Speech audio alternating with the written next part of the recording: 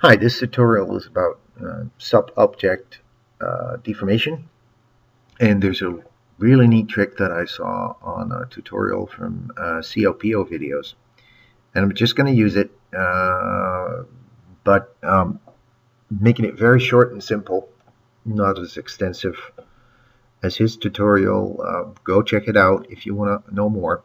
But he used a sphere, and he used a sphere because we're going to deform it, and he got these poles on the geometry.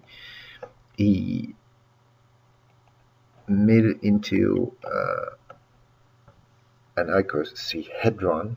My God, those Latin things. I usually use a hexahedron, but this was pretty good. And what he did was use an effector, which you normally use on a cloner object. It was a random effector, and he nested it like a deformation object. And usually this won't do anything, but here you have a tab called Deformer, and the deformer is set to off. And if I switch it to point, it will actually do a lot. Now this looks like basically something that was discarded as a bad draft or something like that. If I put it in a HyperNerbs object, it will obviously fix some of the issues. I'm just going down to render, and he set a couple of other things as well. For instance, the render mode is now set to render, which is basically a single random state. But he switched it to either Gaussian, noise, turbulence, something like that. He put it to noise. Then we get this neat little thing that's actually animated, because the animation speed is set to 100. And you get stuff like this, which is great. Now, of course, you can fiddle around with the parameters. These are the defaults, and it's set to 50, 50, 50 in the position. So what it does is randomly distribute the vertices of the sphere 50 units over the X, Y, and Z.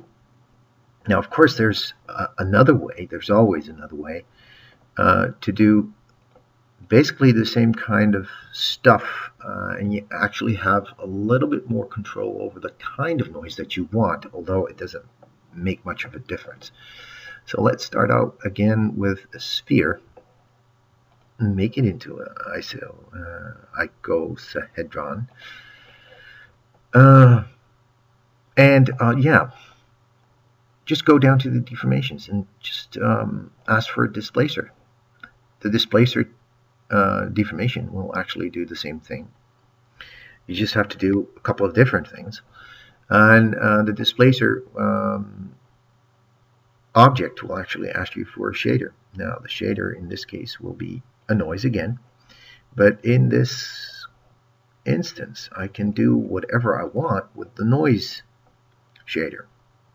So, for instance, let's pump up the value, so make the noise larger, and well, let's put it to Naki.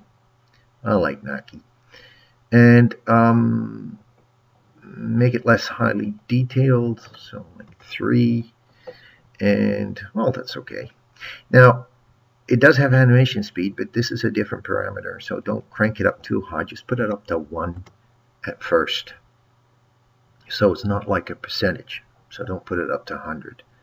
And you see what happens here. If you right click on the pane and say animate, you can do that to anything that is in a shader window. This actually looks pretty wild.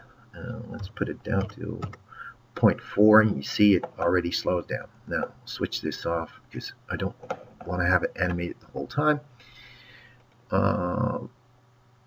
Go one level up. Well,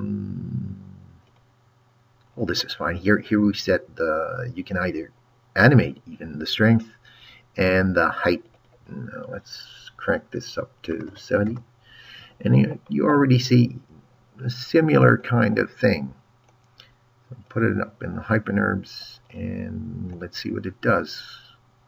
It basically does the same, but with different types of noise, different types of fractals. It is really neat, and I can't wait to try out some stuff with other effectors on this kind of level.